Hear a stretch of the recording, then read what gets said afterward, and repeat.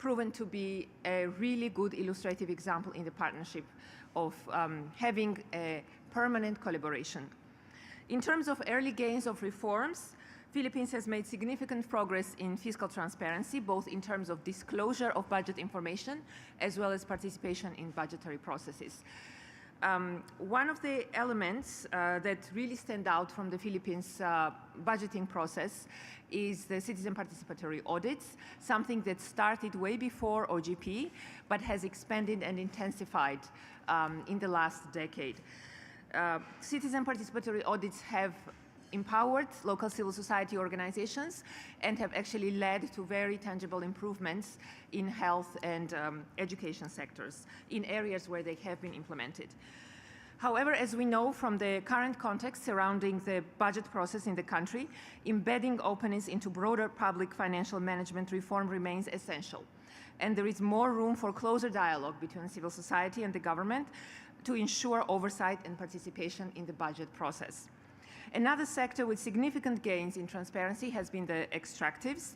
Through engagement with the Extractive Industries Transparency Initiative, the Philippines has made significant progress in opening up the extractive sectors and publishing information for the first time in resources such as nickel, gold, and copper. An online portal has been created for contracts, revenues, and social programs, alongside capacity building for civil society. Localization efforts are currently ongoing to ensure the dialogue between engaged governments, extractive companies, civil society, and the communities that are directly affected by mining operations. In 2021, Philippines EITI introduced a beneficial ownership register, albeit with limited success so far. However, the passage of the new procurement law in 2024, which mandates a comprehensive beneficial ownership register, marks a turning point. Despite all these successes, there have been some setbacks and challenges on this journey. Commitments that involved legislative action have not always been very successful. And the big one here is the commitment from the very first OGP action plan of the country related to the passage of the Freedom of Information Law. Despite the fact that there was an executive order passed in 2016 that has provided extended access to information, there are serious limitations in terms of its application, and Philippines until now remains one of the very few members of OGP without a Freedom of Information Law.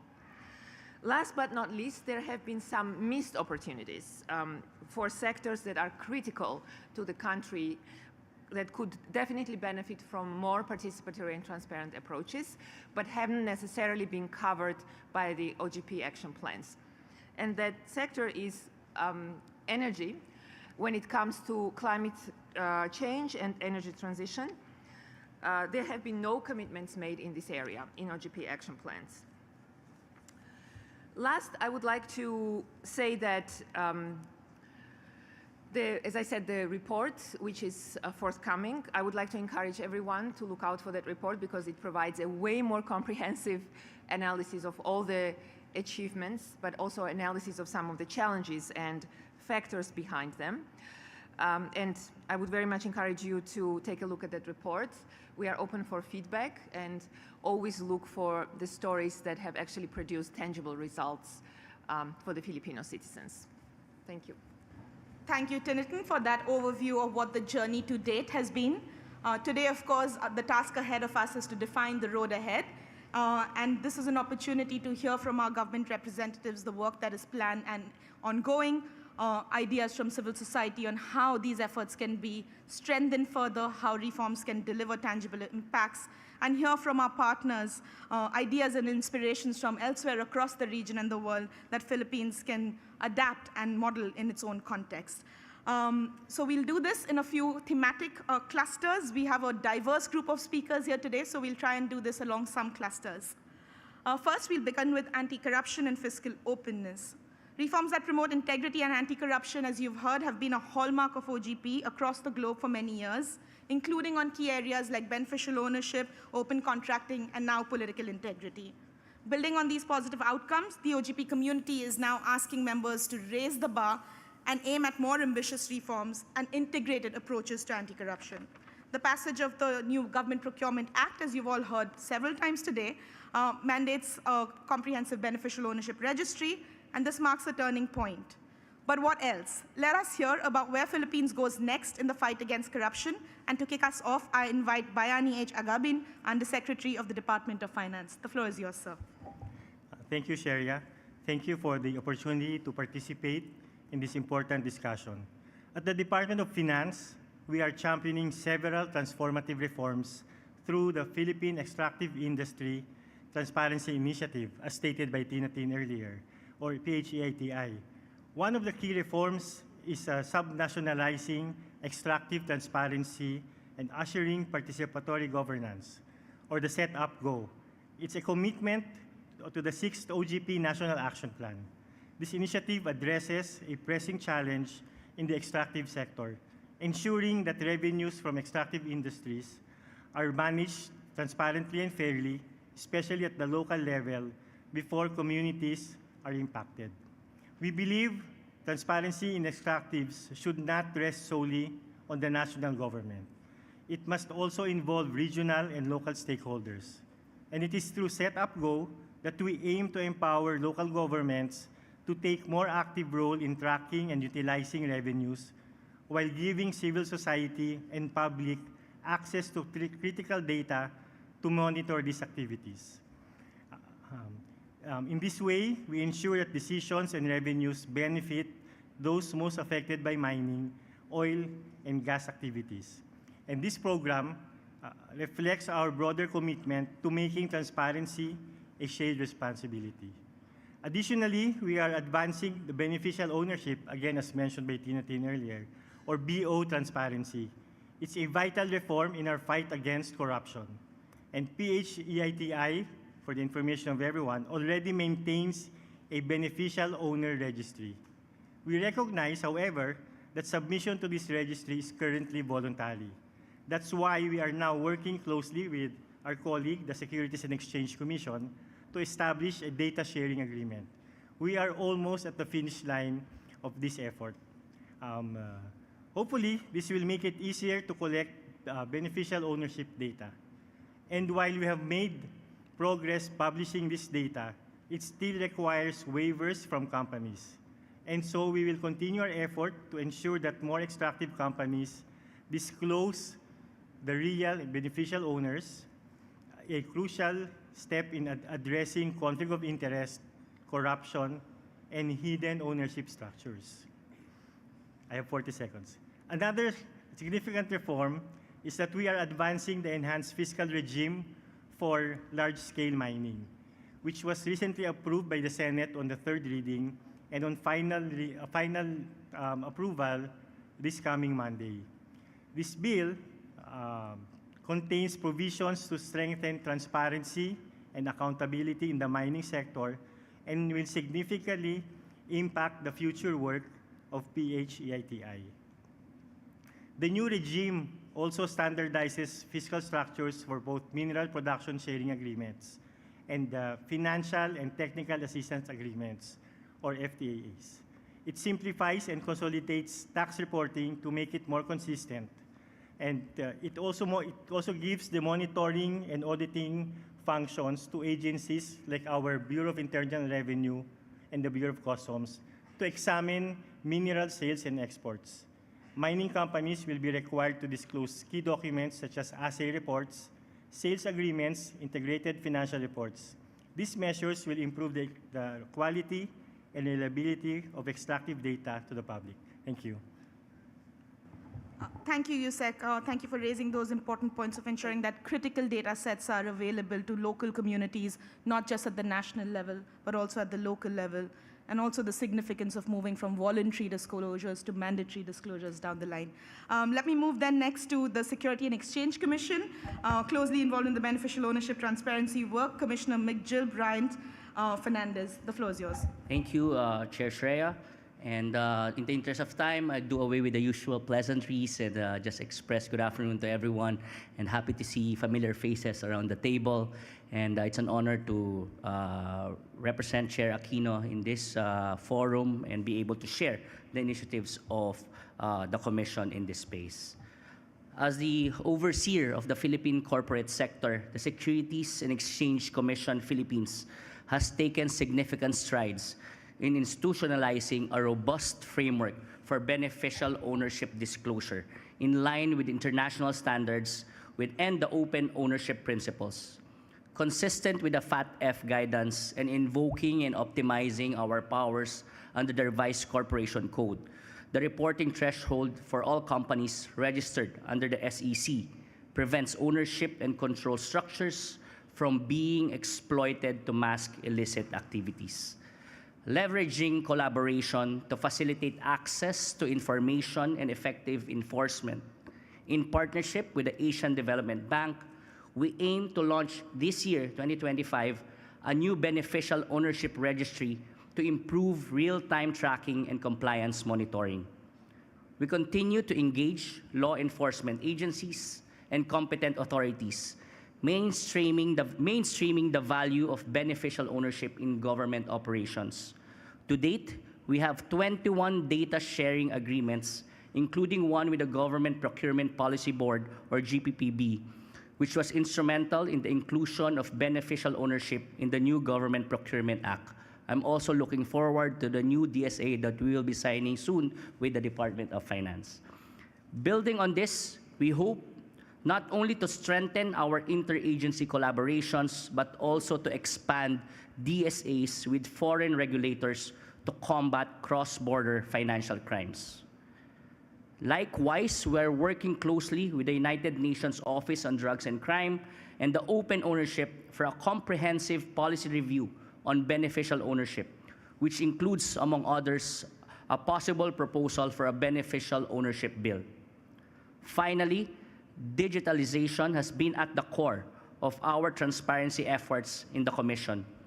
Last July 2024, we launched the SEC SWIFT Corporate and Other Records Exchange Protocol, a web portal that facilitates real-time exchange of corporate records and beneficial ownership data, reducing response time to within 24 hours. Meanwhile, our electronic filing and submission tool, which we call eFast, streamlines the submission of declarations, creating a structured and interoperable database with up-to-date information.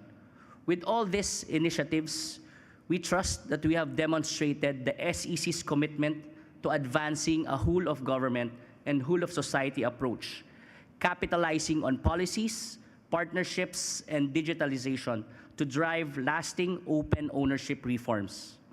This, however, requires collective action, and so we urge you to join us in championing transparency and embracing open ownership as a cornerstone of a truly open and responsive government. Thank you very much.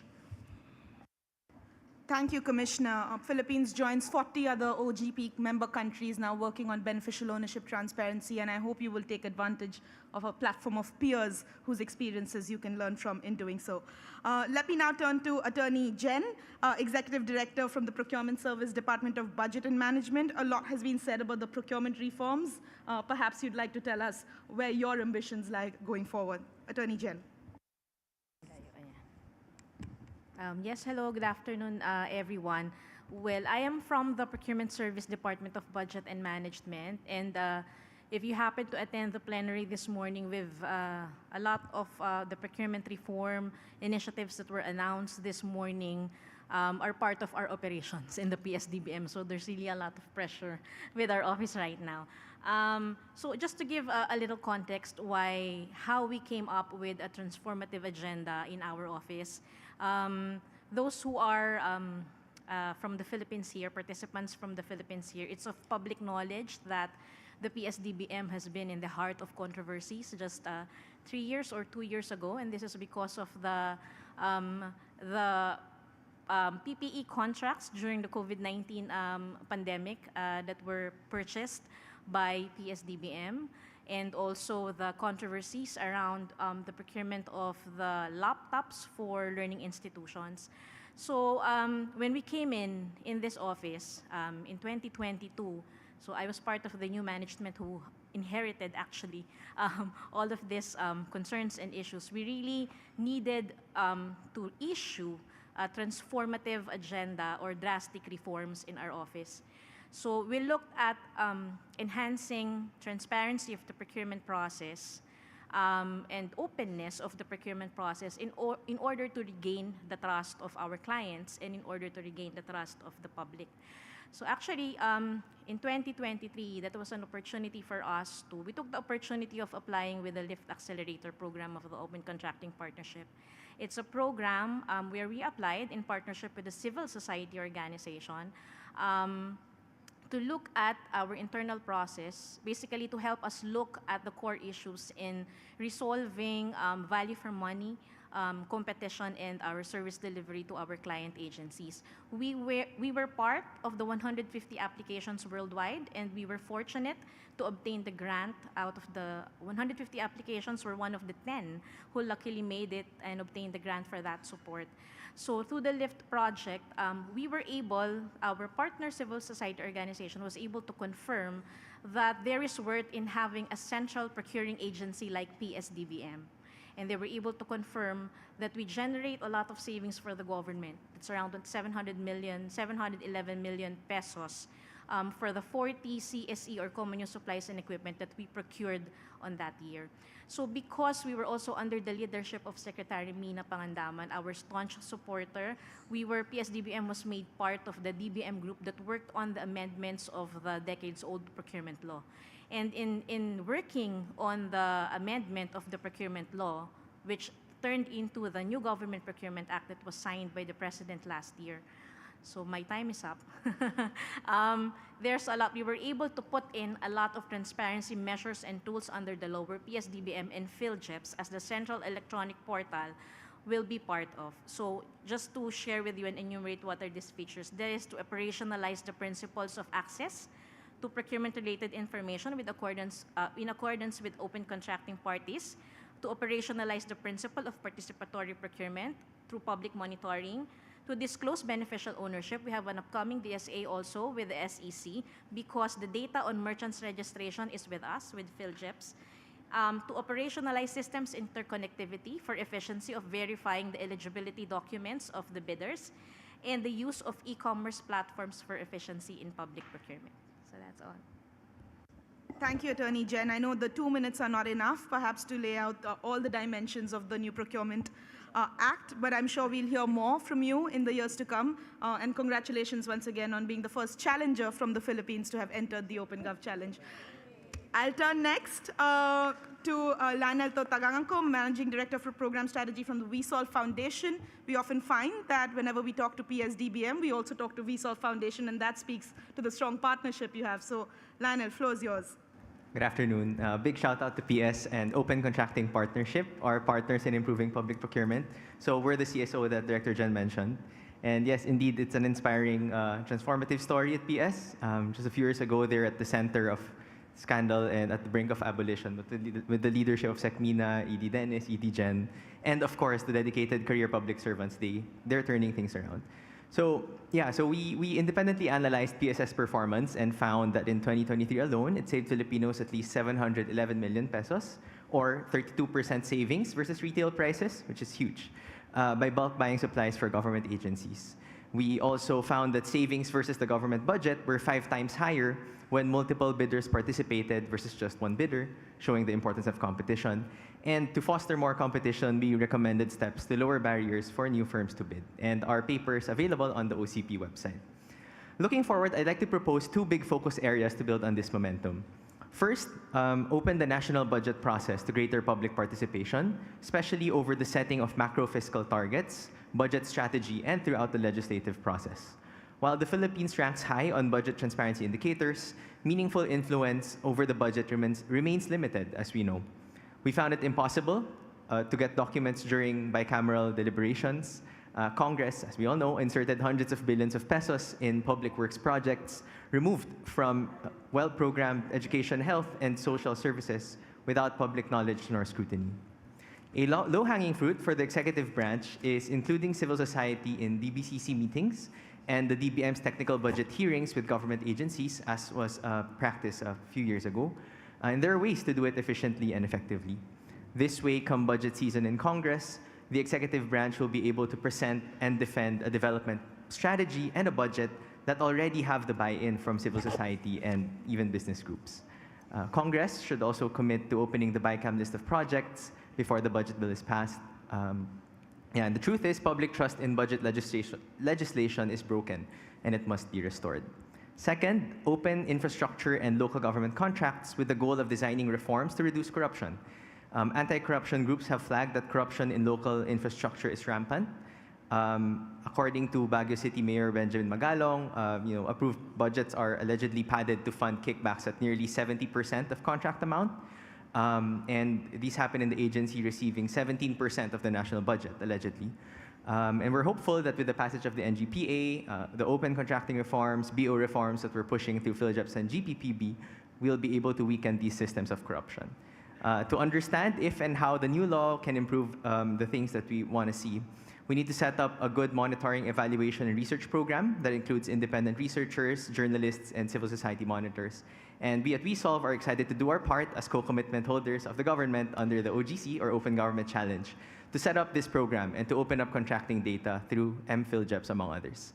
These are big challenges, but PSDBM has proven that change is possible. And I hope that our mindset moving forward will be, kung kaya ng PS, kaya po natin. Right? If PS can do it, so can we. Thank you very much.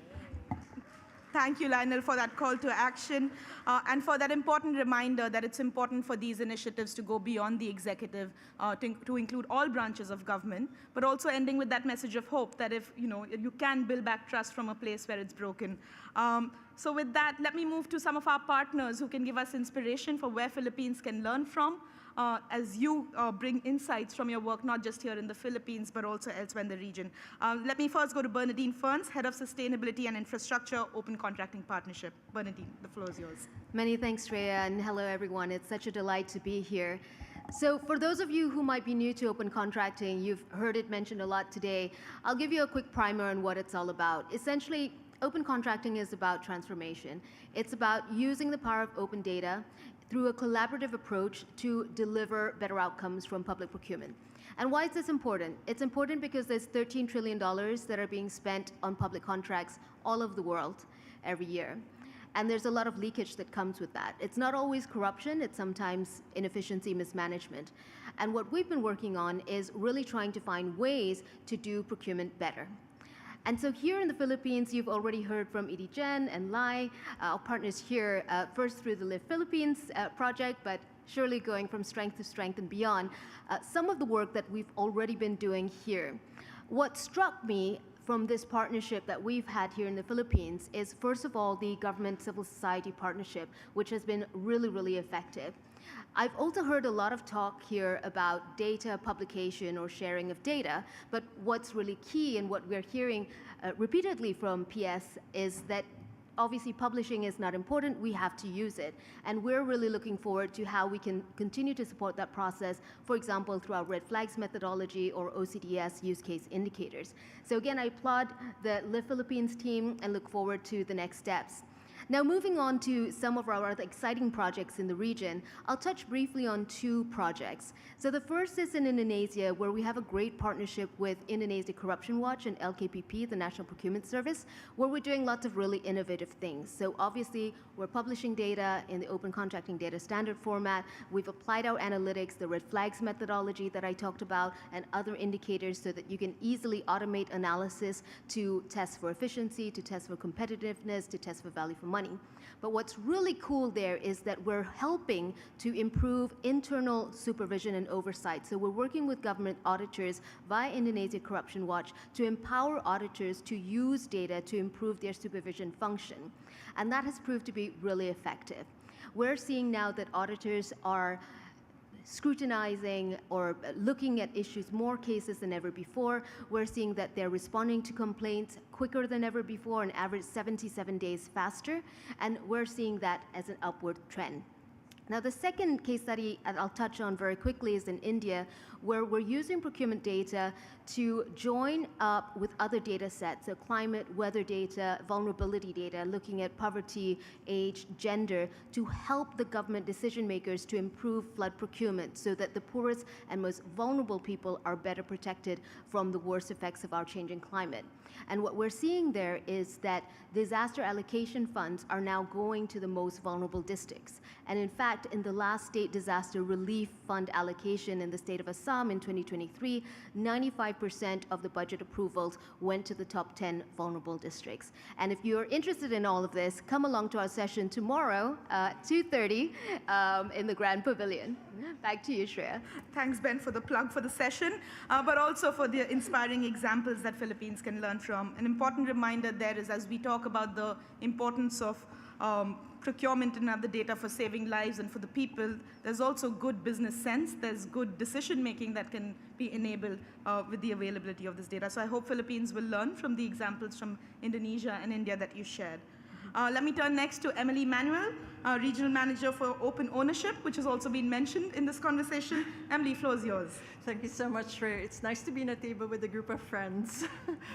So not a lot of people know, but the Philippines is actually an early implementer of beneficial ownership transparency. So since 2001, it has enacted AML CFT laws that effectively mandate BO disclosure. These efforts, initial efforts, were primarily driven by the FATF.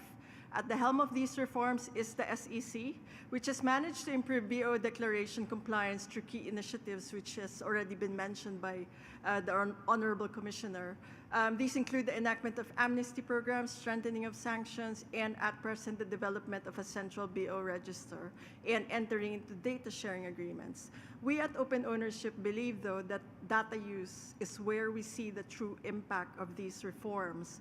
The newly enacted Government Procurement Act, which requires the publication of beneficial ownership data, can really be a showcase for this. By integrating PSDBM's procurement information with data coming from the SEC, procuring entities could effectively use BO information to screen for collusion, bid rigging, and other anti-competitive and corrupt practices.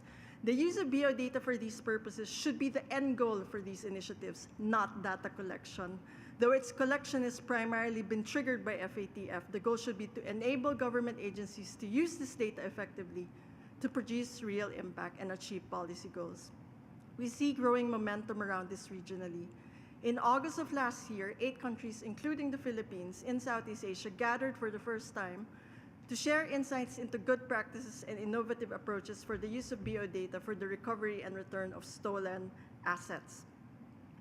With the law now in place, the Philippines has an opportunity to showcase what effective implementation of BOT reforms looks like, starting with public procurement and possibly moving to other key areas of reform, as mentioned by Yusek Agabin, including on extractives, effective taxation.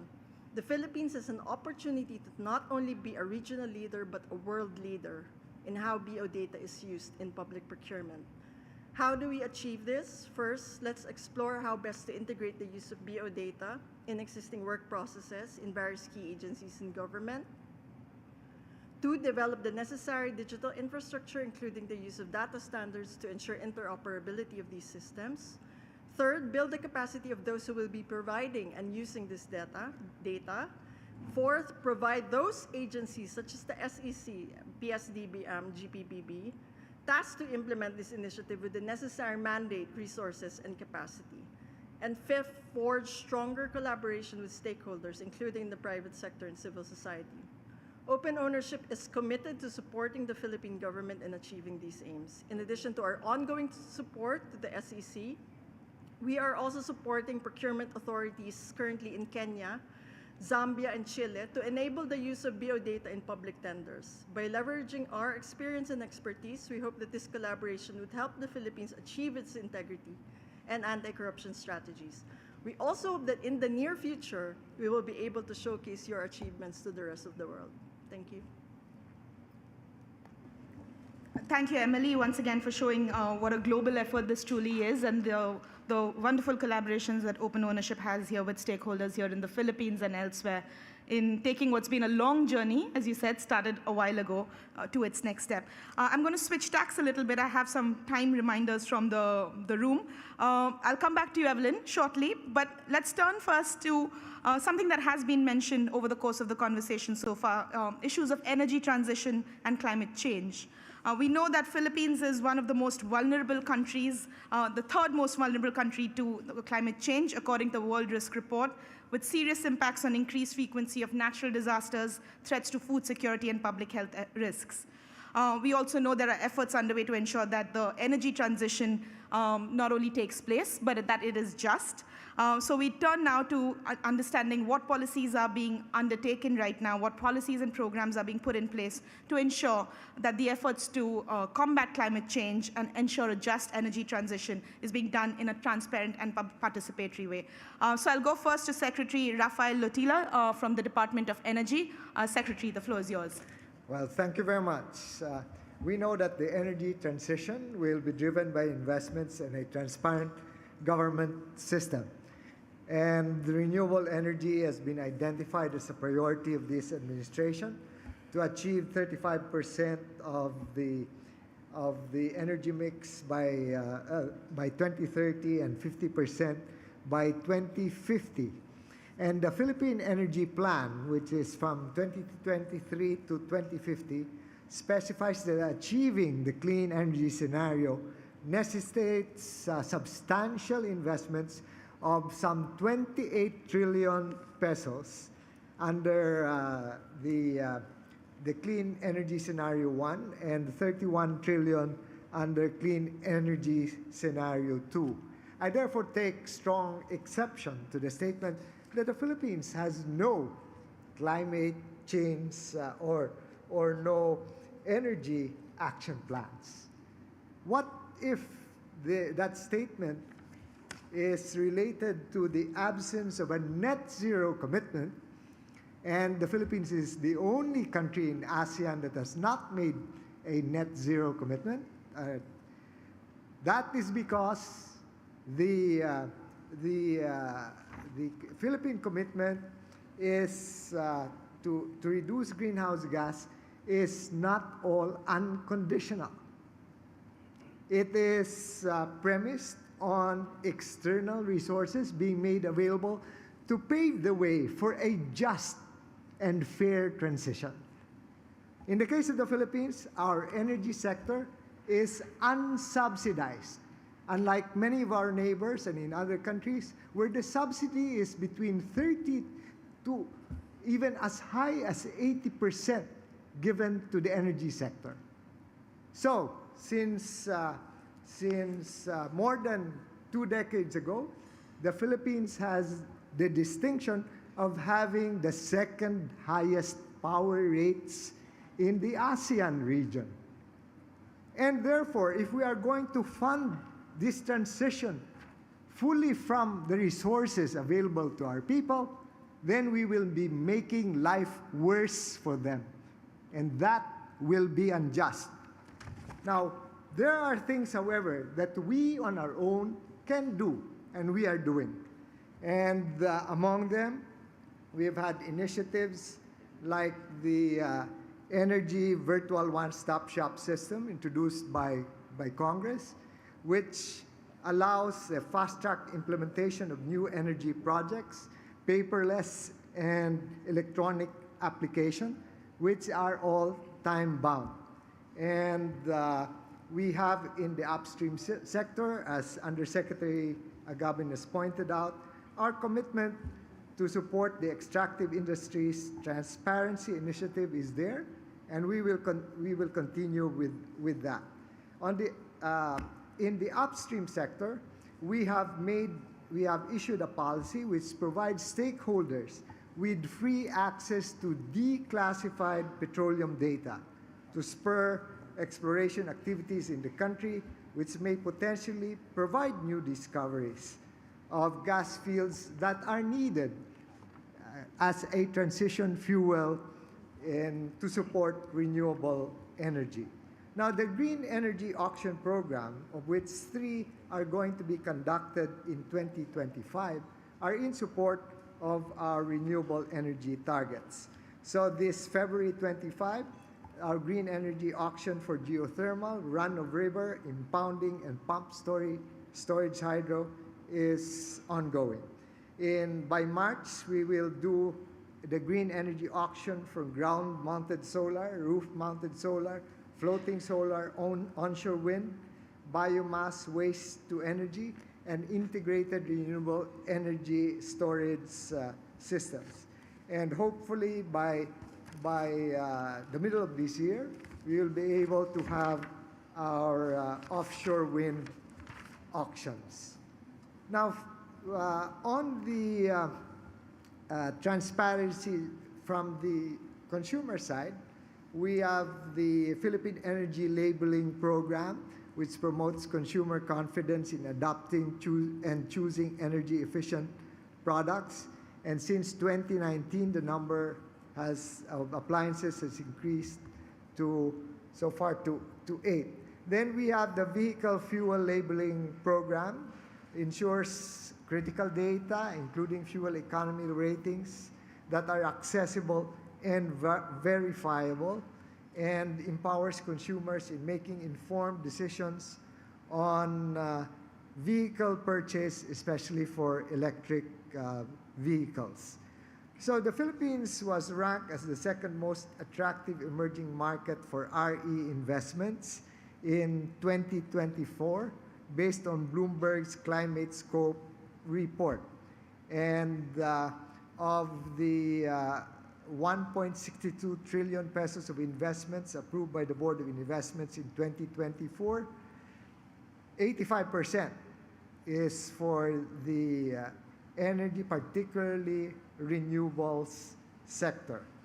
So I would like to invite you, therefore, and to examine our 3-volume Philippine energy plan, because these are part of our efforts in order to chart a sustainable future for the country and do our fair share of the efforts towards a just energy transition. Thank you. Thank you, Secretary Lotila, for reminding us of the challenges and trade-offs that are often involved in making these decisions, but also outlining some of the plans you have underway. I'll move next to Secretary Antonia Yulo Loizaga, Secretary from the Department of Environment and Natural Resources. Secretary, the floor is yours. Thank you very much, and good afternoon. All courtesies observed, and I will not go over what our Secretary of Energy, of course, our representatives from the SEC and the DOF have already mentioned. But certainly in terms of transparency, participation, and justice, the Department of Environment and Natural Resources has introduced the formulation on the creation of a national natural resource geospatial database, which maps every natural resource in the country geographically and relates it to specific infrastructure and communities and other development priorities. We have used this database now to actually launch in the discussion stage a national geospatial strategy for regional development, which integrates natural and built environments, and for us to anticipate early impacts that may be caused by introduction of infrastructure or other types of physical changes to the environment. We work very closely with the DOE, with the DPWH, with our DSUD, the Housing Department, as well as NEDA and the Department of Transportation. We know that the demand for metallics and non-metallics will rise in response to the energy transition needed towards managing our climate, and therefore we also need to balance that against the need for investments in infrastructure and the achievement of our development goals. We can identify at this point potential sources for minerals, but we also know where restricted and no-go areas are because of the protected area status, key biodiversity areas, as well as vulnerable communities. Using this tool, we are able then to maximize and optimize the allocation and identification of natural resources for social and economic development, working with other departments. On localization, we've actually introduced a project in the department called Project Transform, which is environment and natural resources governance through transdisciplinary approaches involving communities, the private sector, and civil society. Related to this is the climate and disaster risk lens we've adopted. Under this administration, the DNR has launched, together with other departments but spearheaded by our own, the National Adaptation Plan, a multi-agency and local government document in order for us to look at science as the basis for our action moving forward in terms of adaptation. We've also launched the NDC implementation plan, which actually allows us to identify sectors that will need to transition away from their own emissions, coupled with a just transition program. The Just Transition Program is a national effort, and here we are co-chairs together with the Secretary of Energy and the Secretary of Labor in order to ensure that we cover as much as possible the key areas that will need the transition to be closely monitored and to be quite equitable.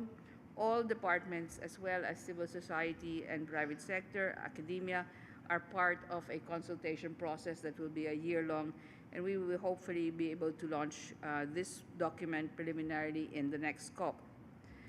On mining specifically, as you have already heard, we have rejoined the EITI, and the department has participated in the regional consultations. On our own, we have also done our share in actually adopting a beneficial ownership approach, our own investigations internally in terms of the different applications and existing applicants. We are strengthening monitoring and enforcement using remote sensing, satellite imagery in particular, and posting actually personnel in the different areas where regionally mining is actually a very high level activity. On the social development management programs, which is by law, we are about the only country I know that has an SDMP required from mining companies.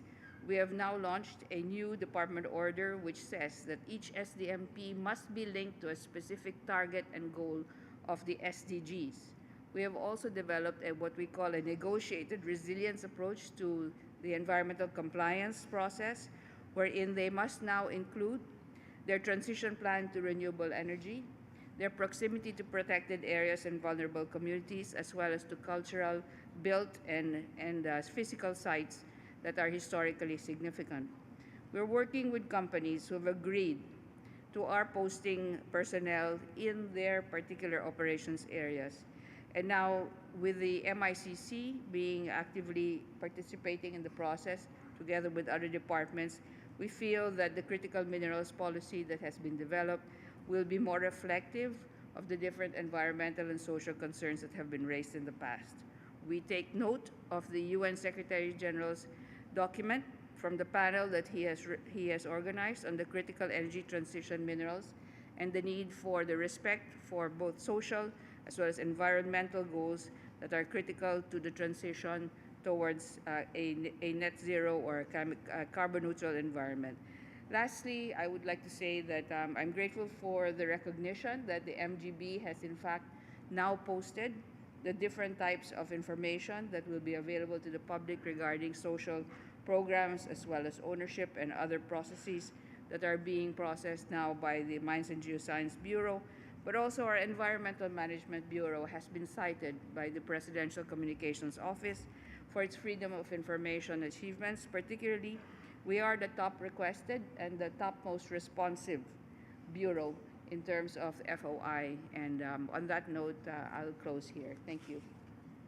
Thank you, Secretary. I think important points coming up in there, both just energy transition and adapting to climate change, not just the department, one department's job, but really requires policy convergence across the Philippine government, but also not a challenge that governments can tackle on their own. So let's hear from our civil society partners. I'll go first to Danica Marie Supnet, Director for Climate Policy Institute for Climate and Sustainable Cities. Danica, your response, please. Thank you very much, Shreya, and good day to all. We in the Institute for Climate and Sustainable Cities would like to emphasize that the OGP commitments should be central on how countries will address climate issues, especially for Asia and the Pacific, a region that is highly vulnerable to climate change impacts, yet is rich in natural resources and has vast economic potential growths. Working with governments, civil society, academia, and the private sector as a collective multi-sector action is and should always be at the core of our work. With climate and environment now recognized as a sector in the Philippine Open Government Partnership, we must ensure that climate action, environment conservation, and energy security efforts go hand in hand. And so, as the world transitions to cleaner energy sources, we must broaden the definitions of extractives to include renewable energy materials. By aligning with the EITI standards, which emphasize transparency and participatory governance, we can enhance how local electric cooperatives procure power and support them in diversifying their energy mix. Our work on the energy transition has proven that the energy systems must fit the actual needs of Filipinos. We must elevate the energy transition through the lens of energy security by pushing to increase the share of renewable energy sources and modernizing the grid. But we also have to keep in mind both the direct and indirect impacts of developing renewable energy technologies and guarantee that its development will not be at the expense of the environment and the communities. Further, leveraging finance is also critical.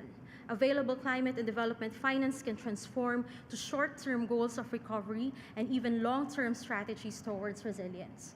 We have to demand the financing we are owed, and likewise, be transparent and accountable on its utilization, and measure its impacts through potential reforms on the implementation of climate change expenditure tagging systems to ensure that finance flows to the communities who need it the most.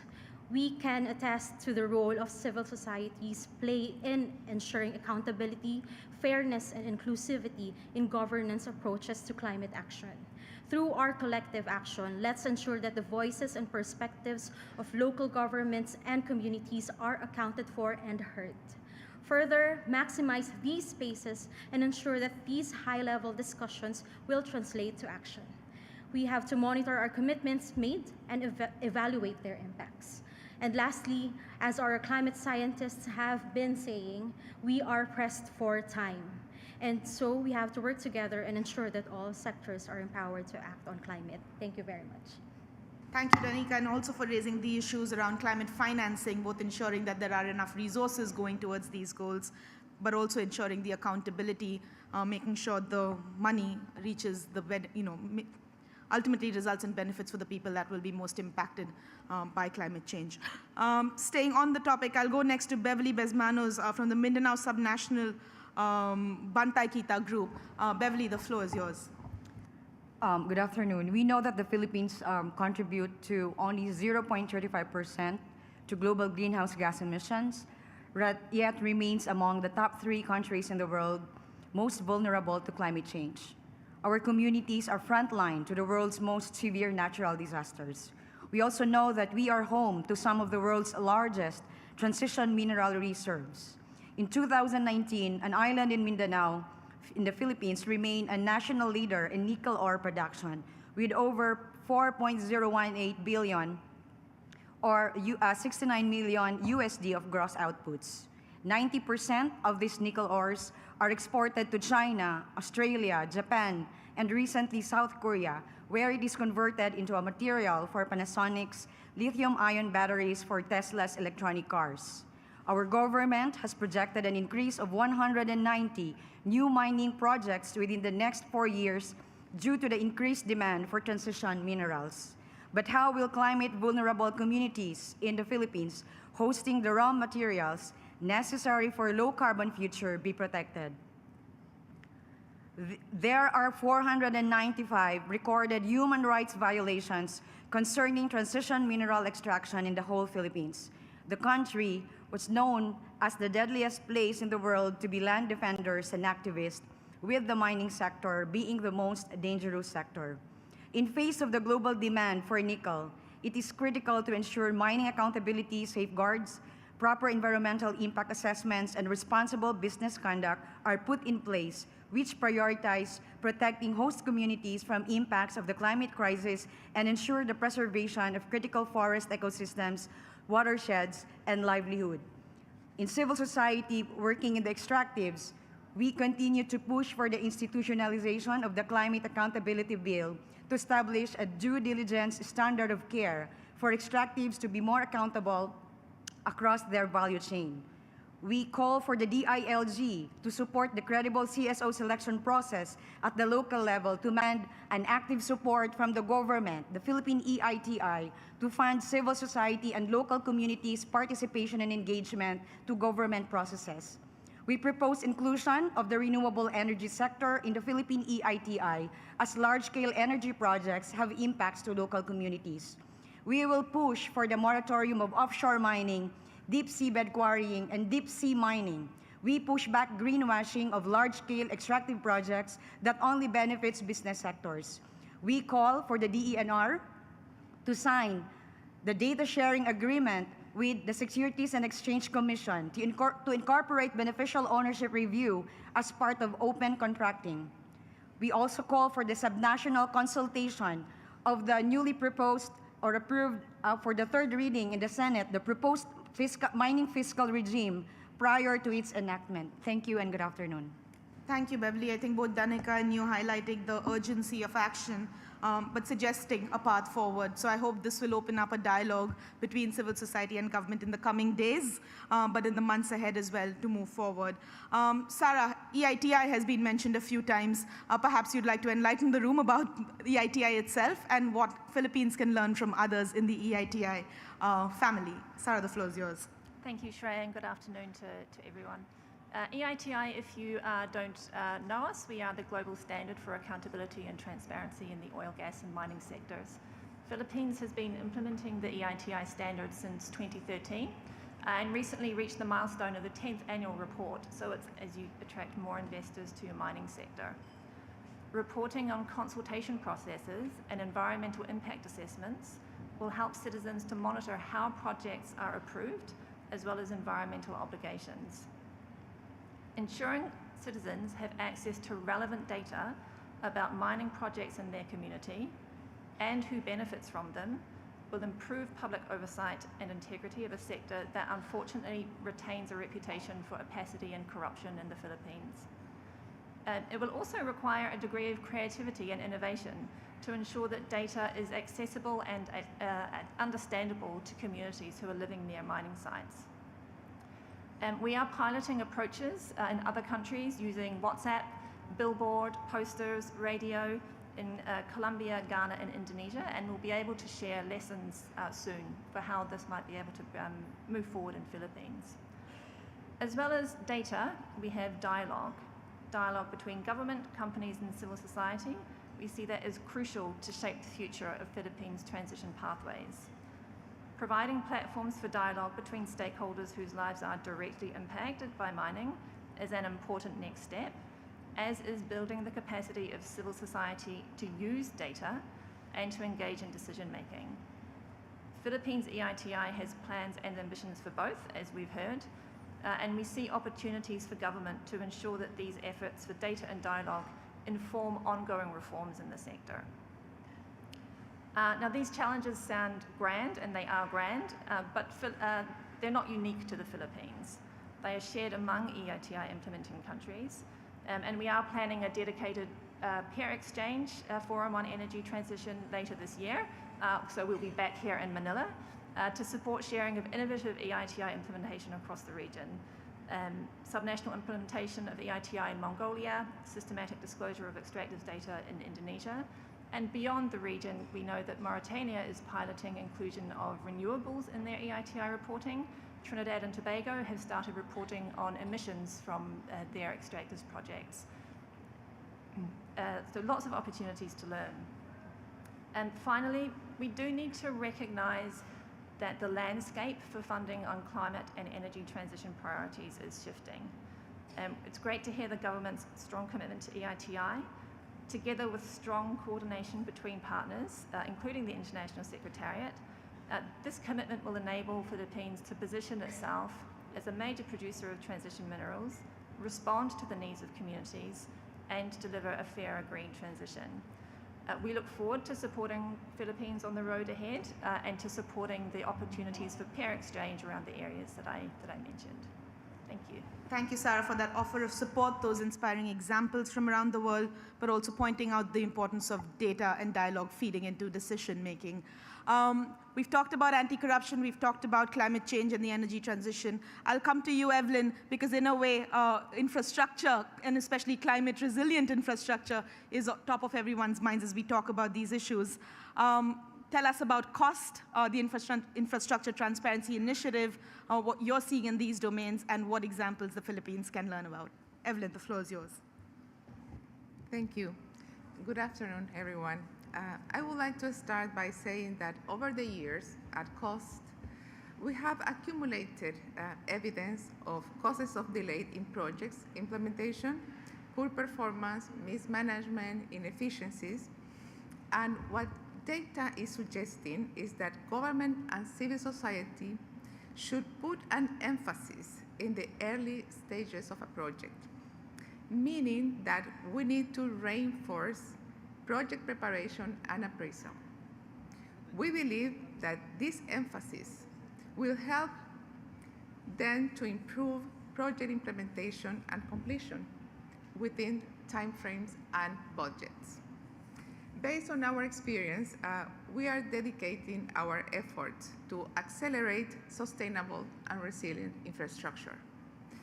We have been improving our standards to stimulate better decision-making from an economic, social, environmental, and institutional perspective.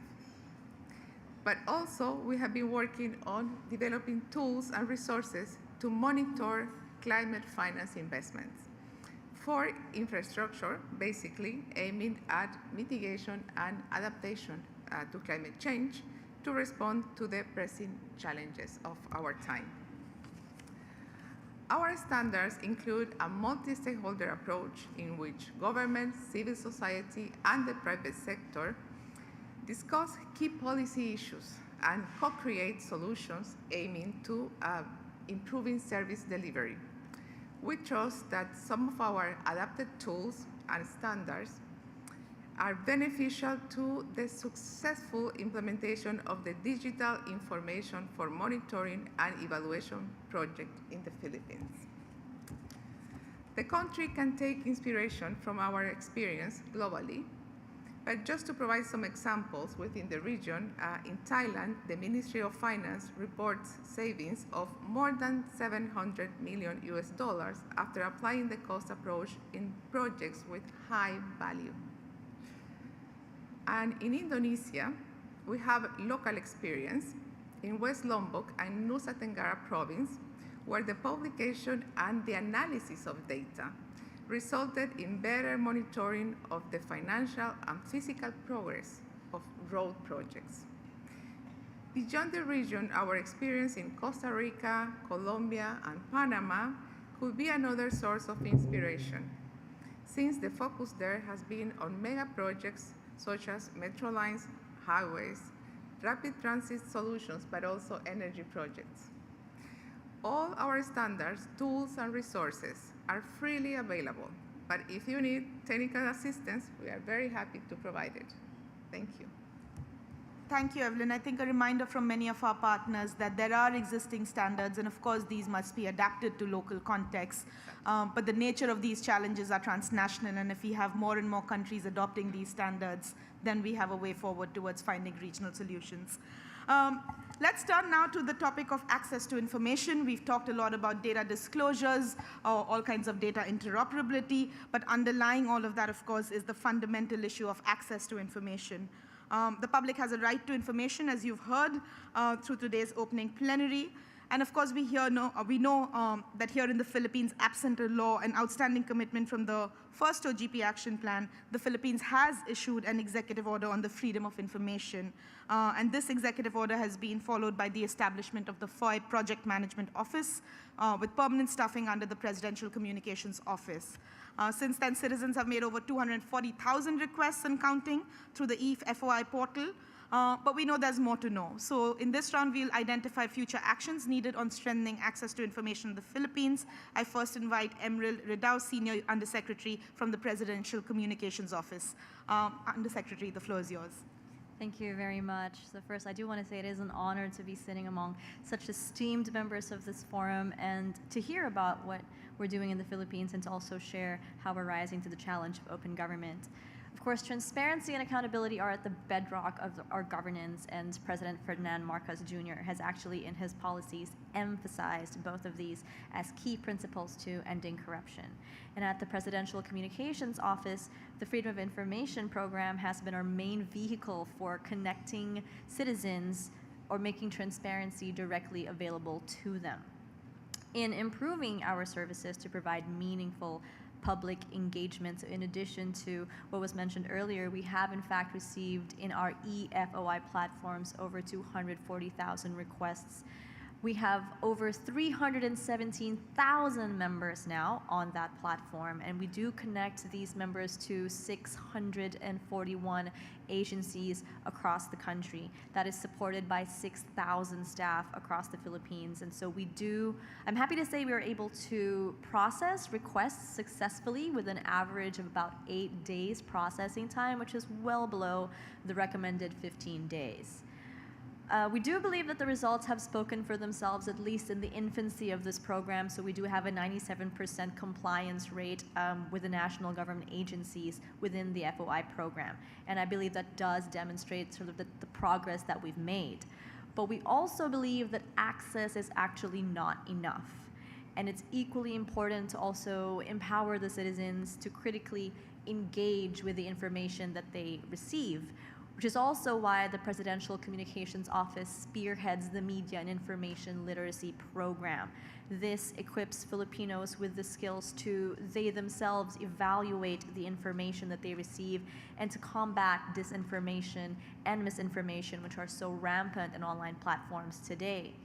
So with the MIL program, we are partnering. It is a government-initiated program, but we do partner with relevant agencies in the private sector. So for example, we are working directly with Meta for Facebook and Instagram, with Google for YouTube, with TikTok, of course, both of which are companies that we have collaborated with to provide workshops for government agencies specifically to train their communications departments, their communications teams, on how to utilize digital media to effectively communicate and be more transparent about their programs and their activities. We also, of course, collaborate with X. And we also partner with several groups in civil society. They are giving us recommendations about what we can improve, and this includes groups like Verifiles. For those who may not have local context, Verifiles is a third-party fact checker, and they never hesitate to point out any sort of discrepancies that anybody in government may have made in their communications. And so rather than dismiss them as simply a staunch critic, we actually partner with them to better improve the way that we deliver information accurately, timely, and effectively to the public. So with the MIL program, sort of the irony is that in as much as we continue to build more robust systems such as the e-FOI, which aims to provide faster digital FOI services to the citizens, the irony is that we hope to see fewer requests from the public, actually, as they become better equipped, they themselves, to seek out legitimate information, verified information, and to discern misinformation, fact from fiction. So again, the PCO is very grateful for the opportunity to participate in this forum, and we greatly appreciate the input of our partners in civil society and in the private sector. I do note that the Philippines still needs to enact an FOI law, and that remains a priority of this administration today.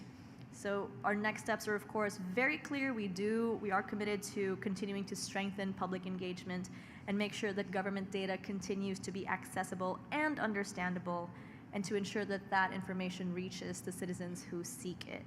We do believe that if we get this right, transparency does not just inform, but it does empower. And when people are empowered, that is when democracy thrives. Thank you again very much. Thank you, Undersecretary Emerald Redao. Of course, you pointed to many things in your interventions, the need for proactive disclosure, capacity building for citizens to access the initiatives that the PCO has been spearheading, but also touched upon issues of mis and disinformation and what does access to information mean in the age of dis and misinformation. We'll come to that shortly, but let me first go to Attorney Irene Aguila, co-convener of the Right to Know, Right Now Coalition, long-term advocates of FOI in the Philippines. Attorney Irene. Good afternoon, everyone. The Philippine Philippine FOI story is one of pride and embarrassment. Embarrassing because while we boast of the Philippines being a proud democratic country in Southeast Asia with a dynamic CSO scene and one of the original OGP members and now co-chair of the OGP Steering Committee, the political leaders of our country still have not actively pushed and championed for the passage of a Freedom of Information law. We all know that the absence of a law means that the promises of transparency, accountability, and ease of access to information remain on shaky ground. This proves even more difficult as we navigate the waters of privacy vis-a-vis transparency, government contracts, concessions, financial assistance vis-a-vis accountability, controversial issues like the drug war, confidential funds, social amelioration programs leading up to and amid elections vis-a-vis the need for disclosure. Notwithstanding, we are proudest of the vibrant CSO movement of which many of our members in the network are actively a part that continues to push the needle when it comes to the government's inertia on certain transparency, accountability, and disclosure matters, as seen in the work of our members in procurement audit, asset records review, and abuse of state resource exposés. The FOI-EO is not enough, and with the absence of the Philippine FOI law and against the resistance of some government offices to open up, like the Office of the Ombudsman that has made it a policy to make the statement of assets, liabilities, and net worth nearly impossible to access, red tagging of journalists and activists who ask and demand answers, we in the Right to Know Right Now coalition have learned a lot from our FOI practice, notwithstanding the absence of a law. How through it we improve our advocacy, and at the same time, because we push, some government agencies have bettered their FOI systems, such as the COMELEC, which has been actively involved in monitoring ASR and has released new rules on vote buying. While the whole of government approach has been a source of promises unmet and decades of frustration, we draw inspirations from some islands of hope inside of government and lots of inspiration from CSOs and social movements who've made working on transparency and accountability for the longest time, close to 4 decades in fact, and many, in fact, in critical engagement with government at different levels, and also many more with providing a lot of analysis of what is on the ground and helping popularize the concepts of disclosure, transparency, and accountability in the grassroots, such as Bantay Kita and other environmental groups working on transparency and beneficial ownership in the extractive sector, PS Link, which mobilizes its member workers in the public sector for the promotion of transparency, Action for Economic Reforms, for Fiscal Transparency and Responsibility, and Center for Migrant Advocacy, focused on empowering and advocating for our Filipinos abroad, to name some. Where are we then in the immediate future?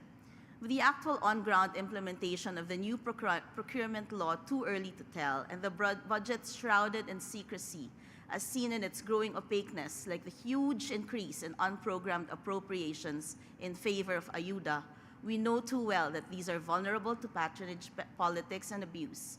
Hence, we remain apprehensive and hold off on celebrating at this point. Amid the glowing reports of the Philippines, the absence of the law, and the failure to institutionalize the entire FOI infrastructure, government agencies adding to exceptions to the RTI when none exist in law or jurisprudence, widespread use of confidential funds, absence of verification and validation mechanisms for ownership throughout the lifetime of a government contract, agreement, or JVA, especially when changes take place, as in the COMELEC's fast track. The Office of the Ombudsman not seen as a champion of transparency and accountability, prohibitive costs of securing documents, such as those from the SEC, abuse of state resources woven into our fabric, especially during election season, all taken together provide the backdrop against which we in the CSOs remain to be tentative, insecure, and suspicious. Hopeful, yes, but cautiously so. To address this, we hope to see the Philippines put skin in the game and government put its money where its mouth is. Sharia earlier challenged, raise the bar. It is easy to showcase glowing reports, and yes, we can push for more and demand more. But these will all be one-offs, tentative, and susceptible to the changes in the political mood, and will remain on mercurial ground. We cannot ignore the elephant in the room and ignore the basics. I echo the decades-long cry of the Right to Know Right Now coalition, pass the FOI law now. Thank you, Attorney Irene. I think there is a theme here of the importance of engaging the legislators. I think the next time we do this, we need to have the legislators around us in the room as well. But I think others have also touched upon the importance of institutionalizing some of the reforms that many of our government representatives have shared here today. With that, I will continue on some of the themes that came up in this discussion around mis and disinformation. We know that democratizing digital governance is one of the key challenges and priorities facing our movement today. We cannot ignore that artificial intelligence, use of algorithms, are changing the way in which citizens and the state interact, and there are calls for greater transparency and stakeholder engagement in the way in which these are used by the public sector. So to talk about digital governance and how that's being approached, what lies ahead, I invite Dave Almiron, Undersecretary, Department of Information and Communications Technology, to get us started. Undersecretary, the floor is yours. I'm not sure how would I discuss our transformative open government efforts in just 2 minutes, but good afternoon, everyone. 2.5 years back, we checked the structure or the landscape of the digital transformation in the Philippines, and we discovered a lot of challenges, more likely political and technical at the same time. That's why we're very grateful. We're grateful to have a leader, our President Ferdinand Marcos Jr., who prioritized also digitalization as one of its priority project. And simplification is actually one of the steps that we've done for the past 2 years. Simplify a lot of things. Under the DICT law, we were assisting more than 600 government agencies, not to mention 1,700 local government units. And seems like impossible at first, but thanks to the hard push also of our secretary to not only digitalize, but also to streamline a lot of processes. And he instructed us to digitalize both frontline and back-end services. The establishment of the ISSP is actually one of the success stories in the Philippines. We joined forces with DBM and NEDA. We allow government agencies to submit their own respective information systems plan so that we're able to guide them, making them not repeat and duplicate a lot of things. And part of the open government initiatives under the digitalization initiatives at the ICT, the MITHI, or the ICT Harmonization Initiative Committee, was revived only this administration. The ICT Harmonization Initiative Committee, led by the ICT, NEDA, and DBM, is actually the one that can harmonize a lot of things in the Philippines. Not only financial and also technical, we've seen around 40% of government systems are being repeated or duplicated. Cloud services, information systems, and the like. The DICT developed 25 platforms as a foundational play and as a whole of government approach. These foundational platforms will still allow government agencies to digitalize independently, develop and maintain their own respective data or systems, but allow them to integrate into a single platform. The biggest platform that we launched last year, so-called the eGov Data Exchange Platform. Right now, we have around almost 500 million transactions already in that platform. Finally, the government agencies can now integrate to one another without direct sharing of data, because data privacy is also one of the hurdle in the Philippines to make sure that agencies can integrate.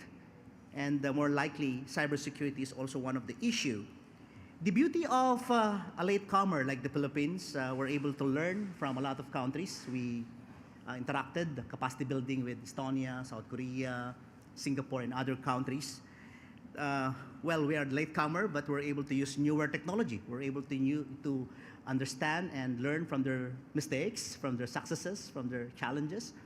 And on that 25 platforms, we're able to launch more agile and more secured advanced encryption, including AI-powered and blockchain-enabled technologies. In fact, recently, only last year, we launched the eGov Super App. We already have 11 million users now. Integrated, around 1,200 systems are now integrated in it, including jobs, tourism, agriculture, national IDs also in it, and other services. The success story of our national ID in the Philippines, we're able to already generate around 84 million digital national IDs, is actually the foundation of a lot of simplification in the Philippines. And open governance needs to be accurate, so we need to make sure that we're able to clean a lot of data. Currently, we're able also to launch the eLGU. We already have around 927 LGUs using, and the eGov Cloud. The eGov Cloud, we have around 2,200 government systems now hosted in the ICT. So we're the one now taking good care of that cloud service. Well, I cannot discuss all the initiatives, but open government is actually one of the priority of the ICT, and we push for accountability and transparency, and we believe that digital transformation is actually a tool to really make this happen. Thank you. Thank you, Yusek Almirol, for pointing out some of the foundational work on digitization, data systems integration, having a data governance framework across the Philippines government as part of the road ahead for the Philippines. And as you rightly said, while you might be a latecomer to this process, there are many others that you can learn from. And we've seen across OGP many that start as latecomers but end up being frontrunners over time. So we hope by the time of the next convening, Philippines will be here to share some of its best practices. I'll turn next to Vien Suete Cortez, Team Lead Institutions and Partnerships of UNDP Philippines. You've been working in the data and digital governance space in many hats for many years now. Vien, your thoughts on what ahead for Philippines? All right. Thank you, Shreya, and good afternoon, everyone. In terms of what's ahead, I was also thinking of looking into some of the issues that I also wanted to highlight, but intersperse it with some things that I think are also quite good to note in terms of what is being done in the Philippines. So I wanted to start with the issue of power asymmetry when it comes to digital governance. So in the Philippines, access to technologies actually remain deeply uneven. While Metro Manila and major urban centers benefit from good internet access and advanced technologies, many rural and remote areas still lack basic to no connectivity. So this digital divide not only hinders economic progress, but also exacerbates existing social inequalities. We have seen this through many research publications that highlight the recent and past elections, wherein they have shown how digital platforms were used to manipulate political discourse. Misinformation campaigns thrived, often targeting regions with lower digital literacy and limited access to reliable information. So this basically underscores the need for more inclusive digital policies, policies that are not only led by government, but also coordinated and consulted together with civil society. So to truly democratize digital governance, we must be able to close the digital divide and ensure equal access to information for all citizens. Another issue is managing complexity. So the pandemic revealed how complex the role of digital technologies can be in governance. The government's response to misinformation during this period was hampered by the complexity of managing various digital platforms and conflicting online information. So the Philippine government, in a way, has already looked into better integrated systems and stronger digital infrastructure capable of handling crises such as what we have seen during the pandemic, while delivering timely, accurate, and information to the public. The last issue that I think, or challenge that I would like to highlight, is really behavioral change. Because mainly the pandemic highlighted how challenging it is to shift people's habits and perceptions regarding technology. We've seen this in terms of health-related behaviors, such as adhering to COVID-19 safety protocols, which were influenced by digital information, whether this was accurate or not. The challenge also extends to elections. Despite fact-checkers' efforts to debunk misinformation, many voters continued believing and disseminating false narratives. So addressing these challenges requires more than just providing digital tools. It necessitates a cultural shift. In doing so, we must invest in digital literacy programs that teach Filipinos not only how to use technology, but also how to critically evaluate online information. So today, I find myself seated between the chairperson of COMELEC and the undersecretary of DICT.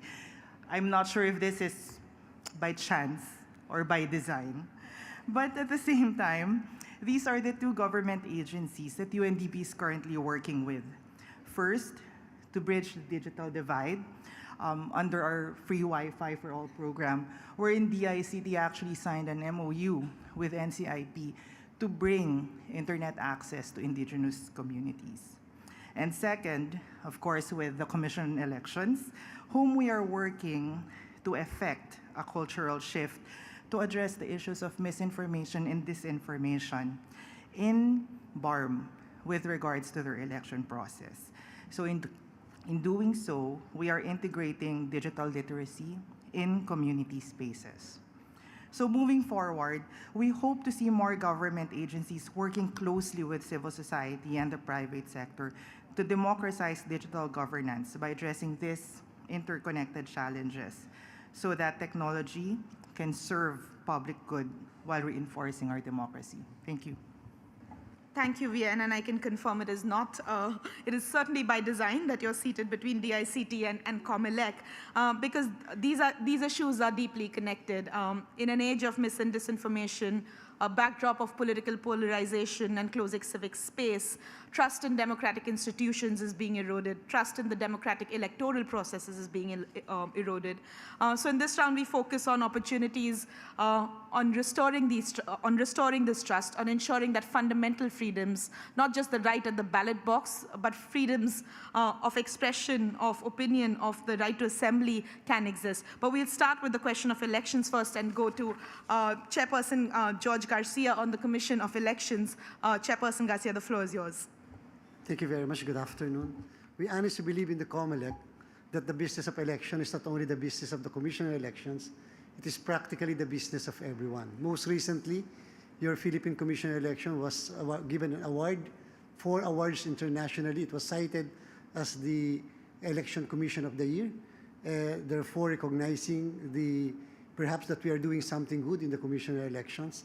Likewise, we were elected as the Vice Chairperson of the Asian Electoral Commission Association, as well as the Association of World Electoral Bodies. By 2028, we'll be the chairperson of both bodies. Therefore, again, reinforcing the fact that perhaps the COMELEC is doing something good. But however, aside from the fact that we are focusing on the issue of transparency, accountability, we'd like to focus more on the issue of inclusiveness. And when you say inclusiveness, we would like to focus more on the issue of the vulnerable sectors of our society. Today, we have more or less 68.421 million Filipino voters. And of the 68.421 million, 11 million voters are elderly, 800,000 voters are belonging to what we call as the indigenous people, and the 500,000, the persons with disability, and 68,000. For the information of everyone, we are allowing persons deprived of liberties, those who are incarcerated, to vote on Philippine election, so long as they are not yet have not yet received final judgment on the crimes that they are being tried. And so, as far as the issue of the vulnerable sectors are concerned, we would like to implement certain innovation this coming election, such as early voting. We will be allowing the elderly, the PWDs, and heavily pregnant women to vote earlier than the regular voters. They'll be voting by 5 o'clock in the morning to 7 o'clock for a span of 2 hours, exclusively for them. Likewise, we're going to institutionalize mall voting nationwide so that voters who are residing very near the malls will no longer be voting in a very cramped elementary schools. They will be voting in different malls, which are given for free by mall owners and operators. Likewise, we are establishing emergency accessible polling precincts. No elderly will be voting in the second floor or third floor of a school building. They will have to all vote at the ground floor, even if those who will be availing of early voting. Likewise, we're going to establish polling places in far-flung barangays where the indigenous peoples are living. They will no longer be walking kilometers in order for them to be able to vote. We are going to bring the polling places to them, not them going to the polling places. We have to show that this is actually the heart of the Philippine Commission election, our care for the elderly. Likewise, we are going to, for the first time, we are going to have internet voting for our overseas Filipinos. Before, it only resulted to a 40.59% voters turnout, the highest in 2022, turnout of Filipino voters who voted. And we spent a lot of money because our modes of voting, since the time that we afforded them early voting, is by mail and personal voting. Now, they can vote by internet. And therefore, especially for our seafarers, they will no longer be disenfranchised. The most important thing is nobody should be disenfranchised, because disenfranchisement is never the business of this republic. It is practically the business of everyone. And so therefore, would like to tell all of you that the Philippine Commission election would like to enhance democracy through the use of modern technology. Thank you so much. Thank you, Chairperson Garcia, reminding everyone of the freedoms begin with the ability to vote, and making that process easier and taking that process closer to people so that they can participate more freely. I know we're on time, but this is a rare opportunity to get such a distinguished panel of leaders from around the Philippines, so I hope you'll indulge us for the last few speakers we have. I'll go straight to Catherine Ruiz, founder of Kabag Sasugbo, to give us the perspective from civil society. Thank you so much, Shreya. The Philippines has a long and unfolding, and I would like to say exciting history, now pushing the space and making governance work for our people.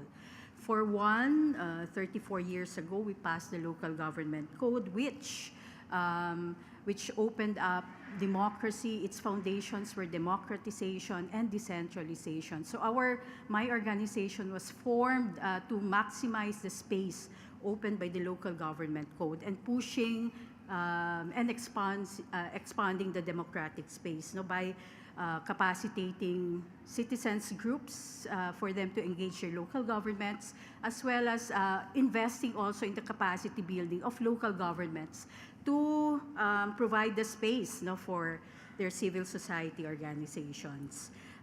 We acknowledge the strides made from the time of our entry in the global OGP community, especially in terms of the recent institutionalization of the Philippine Open Government. But I also share the concerns of my kaubans in the civil society community, my colleagues, in terms of our concerns with democratic backsliding, and what we feel is, although it's some people would debate us on it, shrinking civic space. So how do we connect the words? The question that I would like to pose is how do we connect the words that we speak, oftentimes esoteric and abstract for our people, no? How do we connect these words to the realities that we see around us? We see continuing poverty and hunger. We see murky and opaque budget processes, and this was highlighted in the recent budget process that we went through. We see threats and harassments for citizens groups raising legitimate concerns about development projects happening in their localities and protecting while they push to protect their rights. No? So these are the questions that I think we need to acknowledge moving forward as a country and as a collective community, pushing the boundaries of open government. We'd also like to go back to the basic questions that impelled us to be part of this community, which is who are we doing all of this for, no? For me, it has always been very clear. I work in the province of Cebu, so I bring the voice of the local civil society here in this platform. It is very clear to us that it is for the Inday and the Dodong who have to study or do their homework under street lights. It is also very clear to us that this is all for the Manong and the Manang who have to ply their trade, no, in their mobile push carts selling various items. So these are some of the, I think, the continuing inspiration also for us to continue to engage this platform. So with all of this, how do we anchor ourselves moving forward? I would like to share three things only, which has to do with, first, defending and expanding civic space. No? So citizens must have safe spaces to engage, from public protests, no? The parliament of the streets, to policy making in hallowed halls such as this, without fear of harassment or being labeled. Because true participation means sharing power, the highest level in the rank of participation, the ladder of participation, not just being consulted and our voice being noted down. Second, we must safeguard our information ecosystem. Open government must be more than transparency on paper. It should empower everyone and Maria with accessible, meaningful, and actionable information. This also means providing leadership against mistruths, disinformation, and misinformation, and protecting our free press. Third, we need to invest in building resilient democratic institutions. Governance should be politician-proof, grounded in active citizenship, beyond casting votes, because the work starts after you cast your vote, and putting up institutional safeguards, no, that outlast political cycles. So again, thank you so much for providing me this space to also share what we feel from the local from local civil society. Thank you. Thank you, Kathy. In the interest of time, I'll just keep going. I'll come next to May Gladys, Philippines country representative from the National Democratic Institute. You've, of course, supported these processes here in the Philippines, but also elsewhere in the region. What recommendations do you have for the road ahead? May. Thank you, Shreya. I'd like to start my intervention with sharing on what we have been focusing on in the Philippines. And I'm glad that the chair of the Commission on Elections is here. So one of how we see the problem in the Philippines is an issue of political corruption. And we have focused our efforts on addressing abuse of state resources or using government resources for electoral gain. And we have seen how abuse of state resources has consequences on governance. And I'm glad that the chair mentioned the vulnerable sectors because they are the most affected by the consequences of abuse of state resources and governance. We have also seen how this has contributed to the significant democratic backsliding that we have seen in the Philippines. Instead, we see also that our legislators have institutionalized more aid that can be abused for the elections. So our approach at the National Democratic Institute has really been focused on empowering civil society organizations, building technical capacity of civil society organizations, both at the national and subnational level, to monitor abuse of state resources and also work with government institutions such as the Commission on Elections, Department of Interior and Local Government to address these issues from an institutional level and also enhance the transparency of these institutions. The results that we have was mentioned by the chair earlier. The Commission has focused on vulnerable sectors, but also more importantly, we have regulations now to address abuse of state resources and vote buying in the 2025 elections. However, there's still much to be achieved. We need to monitor how that's going to be implemented. And I think the way forward really is to also look at the commitments of government and civil society in the OGP and see how these are meaningful and see how these translate to real, tangible benefits that the vulnerable sectors and Filipinos can really feel and benefit from.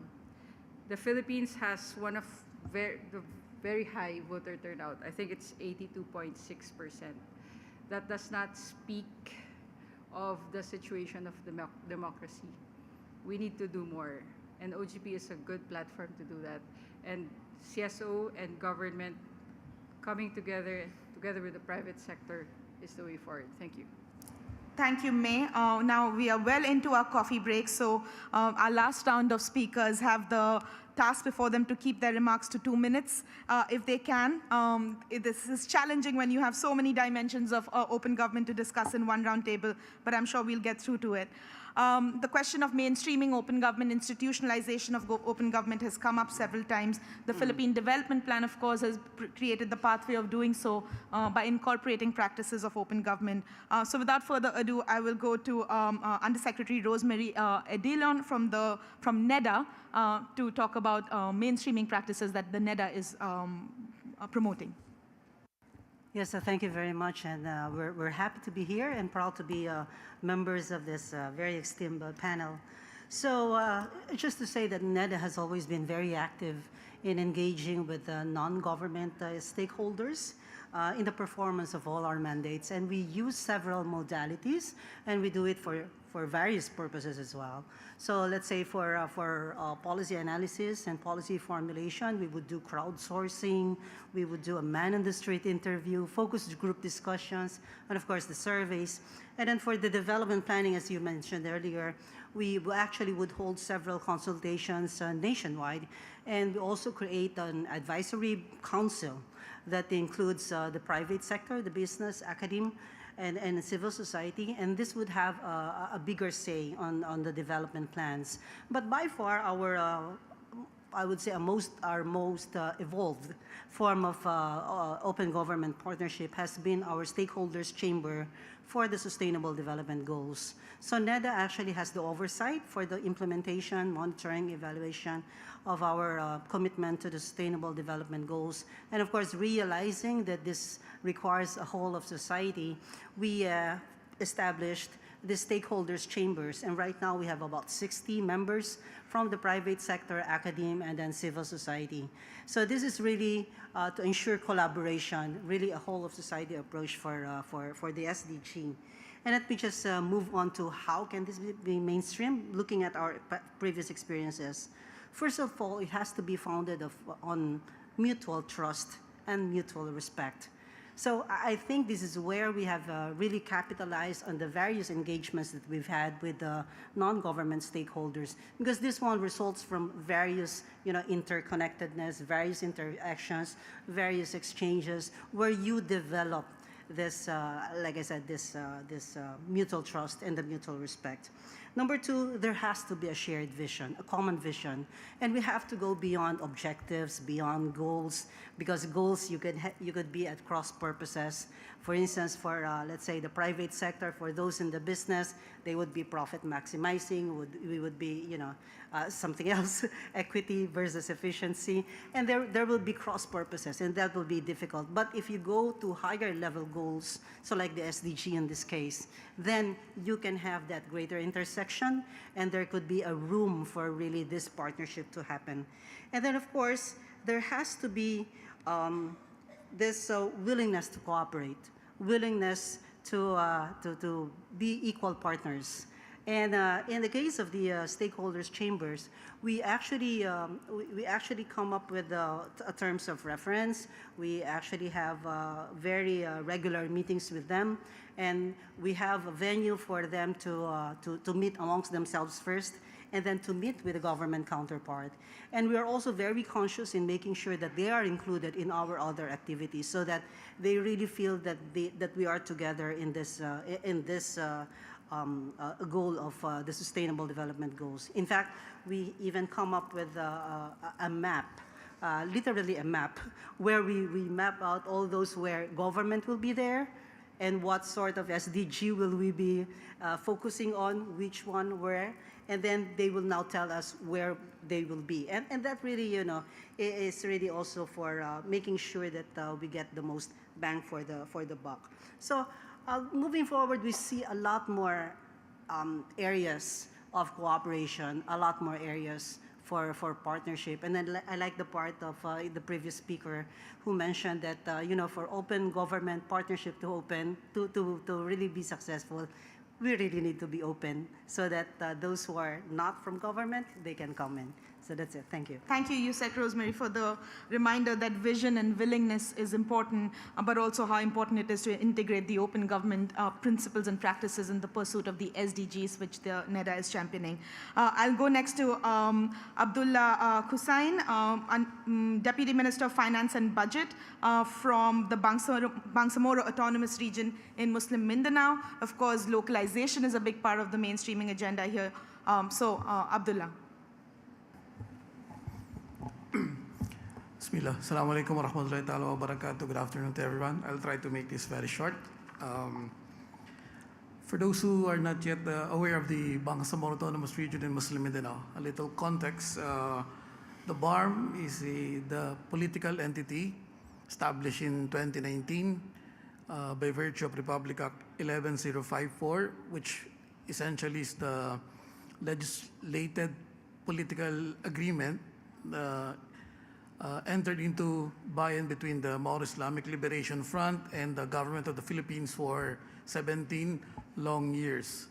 And I think it is fair to say that the Bangsamoro Transition Authority, which is the transitional government for BARM, is fortunate to have the opportunity to not really start from scratch, but as far as governance is concerned, from day one, our Chief Minister, his platform of government has always been the pursuit of moral governance. Simply put, this moral governance framework is a submission on our part to the Islamic injunction of commanding what is good and forbidding what is evil. And it is expected of us, all workers of the Bangsamoro government, to be always be aware and conscious of this leadership framework by the current government. As far as open government is concerned, we would like to state that our moral governance is very much aligned with the principles of open government. Transparency, accountability, and public trust, among other things, are the things that we always pursue. In fact, I would say that among all public government employees in the Philippines, it's only us in the Bangsamoro Autonomous Region who have to undertake two oaths. Number one is the civil service oath of office, and the other one is our oath of moral governance. This is to really emphasize the idea of accountability and transparency. For us workers, we believe that well, accountability should not be only in this world. Even if we have abundance of laws, if people do not really believe in it, and if they do not have fear of its consequences in this mundane world and in the hereafter, all of this would not be helpful in transforming us. So there are a lot of things that we have done over the past 6 years, and I think my time is up. Suffice to say that the Bangsamoro government would continue to pursue all the tenets of what we call moral governance, which is also very much akin to open governments. Wabillahi tawfiq wa hidayah. Assalamu alaikum warahmatullahi ta'ala wabarakatuh. Thank you so much, Deputy Minister. It's quite significant that you're here today, and we've been hearing that Bangsamoro Autonomous Region of Muslim Mindanao might even want to join the OGP local program, so we very much look forward to that day. Very quickly, I'll go to Annie Heron next from the Public Sector, Public Services Labour Independent Confederation, National Public Workers Congress. Annie, I will require you to be very brief. Yes. The mistake is mine, but... Rapido. Thank you, Shreya, and I'm happy to be in this panel. PS Link has been campaigning for the enactment of Freedom of Information law because we believe that it's fundamental to mainstreaming OGP partnership, in order to ensure that sustainability, permanency, predictability, and irreversibility of reforms are guaranteed. And FOI law and its faithful implementation is absolutely necessary. In the case of the Philippines, Executive Order 31 is a big step forward towards institutionalization of OGP. No doubt about that. But EO is like a trip ticket with limited itinerary and limited passenger seats. You know, and a successful OGP journey will take not only the executive, but also the legislative, the judiciary, the constitutional bodies, and the local government. And just to say that if there are parts of the government who view OGP journey as optional, or others who takes a different route, or others will pull the brake in order to slow it down, then the OGP trip will be perilous.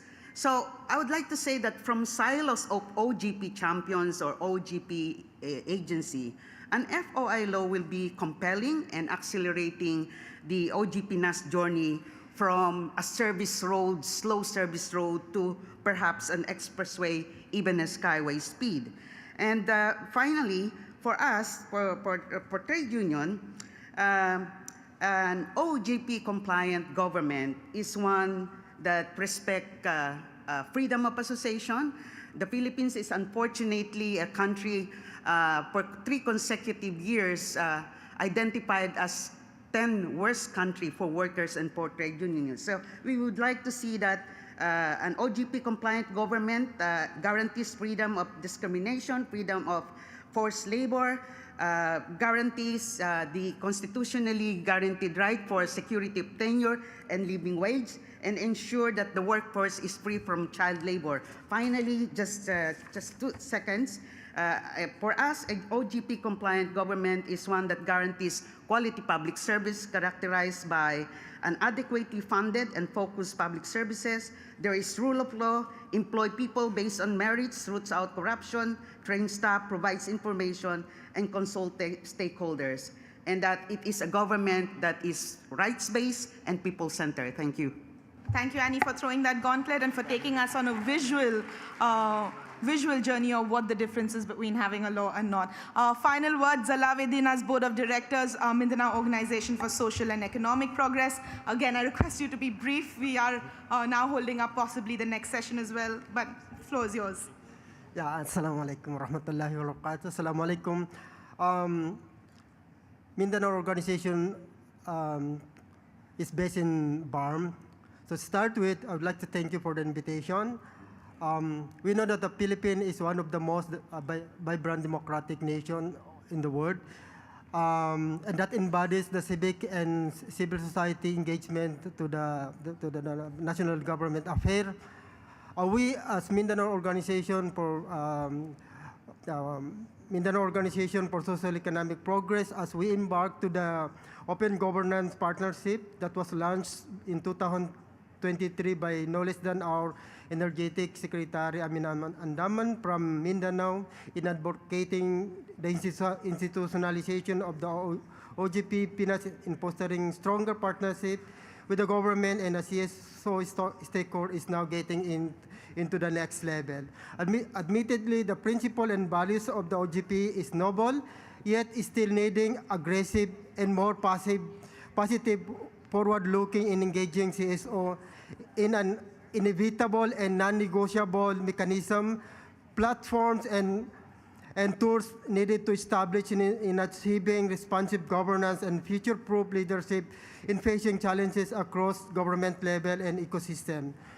The operationalization of OGP that will lead to the attract and encourage active engagement of civil society organizations with the government as partner to raise the level of community awareness and people's participation is our fundamental rights rather than as perceived as privilege and other way around. Thousands of civil society organizations and NGOs all over the countries, including ourselves from the war-torn region of Mindanao, the newly Bangsamoro Autonomous Region in Mindanao are so hopeful as the OGP is now in the horizon as a transformative and game changer that makes a better and brighter, peaceful region.